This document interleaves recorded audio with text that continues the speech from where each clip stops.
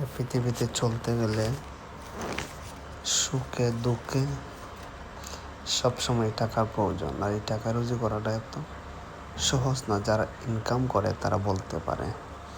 আমার হাতের অবস্থা দেখেন, গরম তেলে কী হয়, কিন্তু মাস শেষে যখন বেতনটা আসে তখন সব কিছু ভুলে যাই।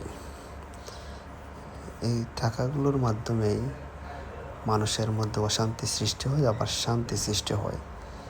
কারণ টাকার জন্যই মানুষের কষ্ট, টাকার জন্যই মানুষের সুখ, টাকার জন্যই মানুষের মানসিক চাপ, আর এই টাকার জন্যই মানুষের বিলাসিতা, আর কারো কান্না সারা জীবন লেগে থাকে টাকার জন্যে, আর কারো হাসি, কারো খুশি, কারো বিলাসিতায় চলে যায় এই জীবনটা।